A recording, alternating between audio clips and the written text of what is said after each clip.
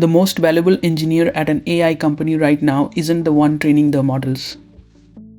It's the one who walks into a customer's building and refuses to leave until the thing actually works. That job has a name now. They're called forward deployed engineers. And every major AI lab is suddenly fighting to hire them. I build products on top of these models, so this title hit a nerve. Because it names the exact part of my own work that has always been the hardest, and I never had a word for it. Then two things happened in one season that told me this wasn't hype. OpenAI spun up a whole separate company just for deployment, and it showed up with 150 of these engineers on day one. Anthropic teamed up with a Wall Street firm to build a business around the very same idea, with over $1 billion behind it. Postings for the role were up more than 800% in a single year, and most engineers still couldn't tell you what it was. So I went and pulled the whole thing apart, and I want to save you the digging. Here is the question I'm going to answer by the end. What is a forward deployed engineer? Why did every AI lab suddenly want an army of them? And if you wanted one of these jobs, what would it actually take to get one? Stick with me because the answer is the clearest signal we have of where the whole AI industry is heading. Let's start with where this came from, because the role is a lot older than the hype. It was invented at a company called Palantir around 15 years ago. Palantir's early customers were places like intelligence agencies, and they came with a strange kind of problem.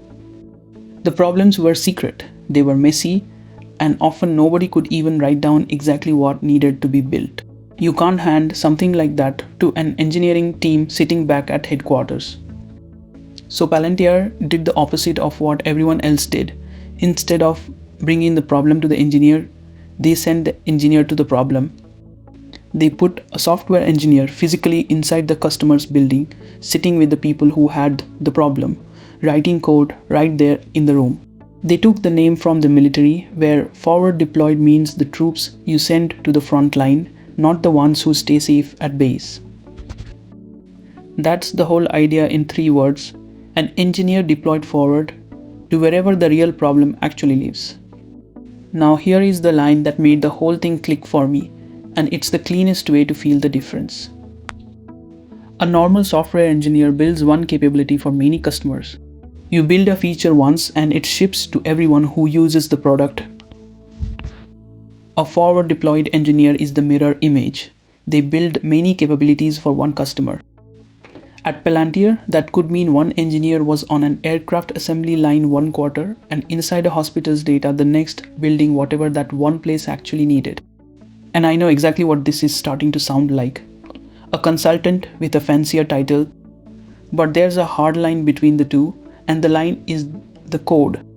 A consultant studies your problem, hands you a report, and leaves. A forward deployed engineer starts building on your actual systems and stays until the thing genuinely works. They're not there to advise you from the outside, they're there to ship. But here is what I couldn't figure out at first.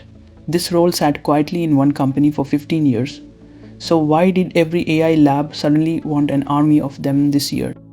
Here is what actually changed. For a long time, the hard part of AI was getting your hands on a genuinely good model. That part is over. Anyone can call a frontier model now, today, in a few lines of code. So the bottleneck moved, and it moved to a place most people weren't looking. Let me tell you what this looks like from the inside, because I live it.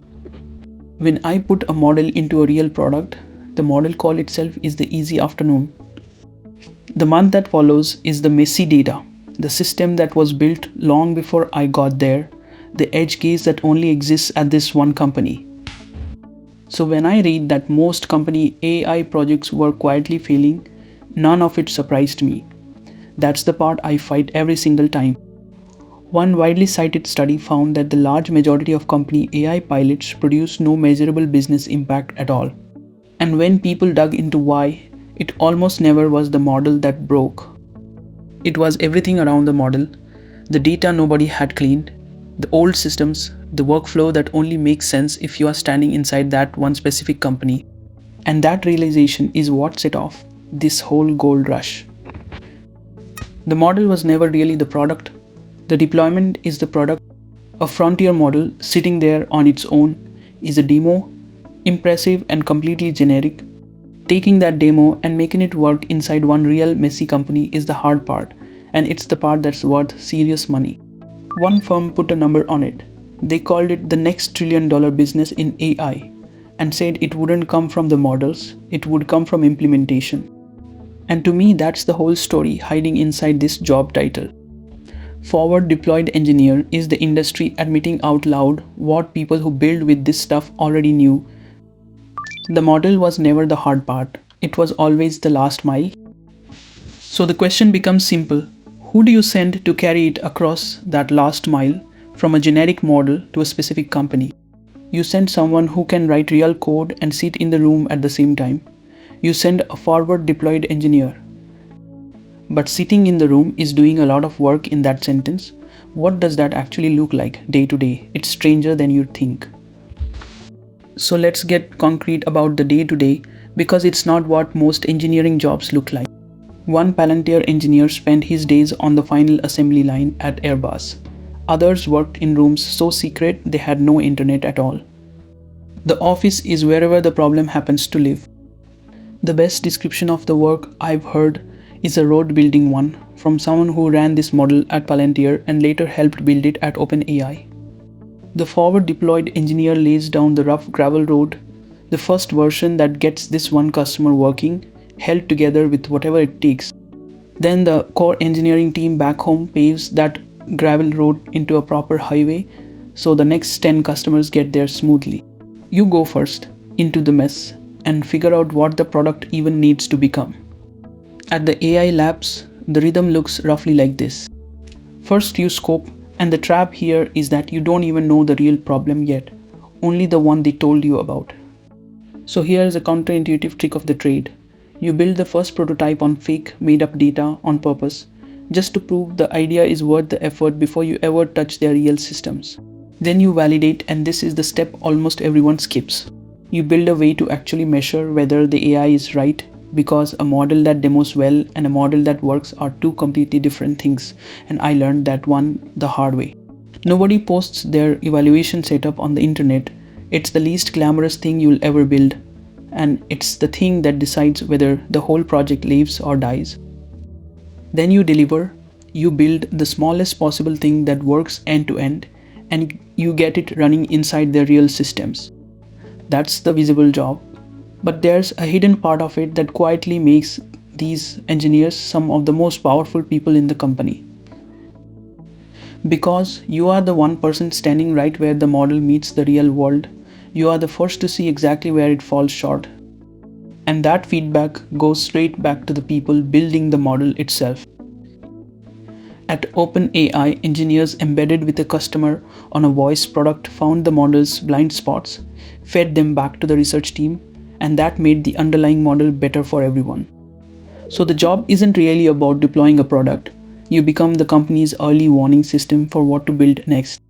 Which raises the obvious question: if this role is that valuable, how do you actually become one? The requirements are not quite what you'd guess, and that's good news for a lot of people. The base layer is being a genuine full-stack engineer. You have to build a working thing, front to back, on your own and fast. On top of that come the AI era skills, and you do not need to train models for this. You need to know how to use them well, prompt design retrieval, how to tell if the output is actually right, how agents fail, and the trade-off between cost and speed. And here is the part I can vouch for personally. The hardest requirement isn't technical, even though the good companies test it like it is. It's walking into a room full of strangers, figuring out what they actually need instead of what they said they need, and earning their trust while you do it. One hiring lead said it best: pushing back on scope without losing the room is not a soft skill, it's a technical skill. There is also a personality type that the people who hire for this keep describing. They want compulsive builders, the people who can't stop making things whether anyone asks them to or not. One leader at Palantir called them heretics, the rebels, a little allergic to how things are normally done. One hiring lead even said the red flag was too many comfortable years at a big company because this job needs someone who still believes they can do the impossible. And there are really two doors in. Come in as a strong engineer who learns to face customers, or as a customer facing person who can genuinely code. Pick the door closest to where you already stand. And the money is real. At the Frontier Labs, these roles post in the low to mid hundreds of thousands of dollars as base before any equity. So that's who they hire. But knowing the type doesn't get you the job because nobody can see your personality on a resume. So let me give you the one thing that actually does. Build the one project that is a forward deployed engineer's whole job, shrunk down to something you can do on your own. First, go find a genuinely messy, real data set. Not a clean, tidy competition data set, but something ugly. A pile of support tickets, financial filings, medical notes, old court records. Then pick a real task on top of it that a company would actually pay for. Route each ticket to the right team. Pull every risky clause out of a contract. Answer questions with a citation back to the source. Now, and this is the part almost everyone skips, build the evaluation before you build the solution. Write down 50 real examples with the right answer for each, so you can measure whether your system is genuinely correct instead of just guessing that it looks good. Then build the smallest thing that works end to end, wire in a real model, and grind on it until that score climbs. When you are done, write up what broke, what you changed, and how the number moved. Because that single project quietly proves every part of the job at once. It proves you can handle a mess, build front to back, measure quality honestly, and talk about it all like an engineer. That is what more than any certificate, and it's the exact story you'll tell in the interview. And that's almost exactly what the famous version of the interview tests. They hand you a huge, vague, real-world problem. Something like, go build a system to catch insider trading. There is no clean spec and no answer waiting. They want to watch you take a giant mess and carve it into a plan you could actually build.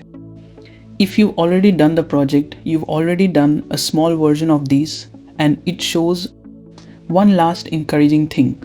This role cares less about your credentials than almost any other job in software.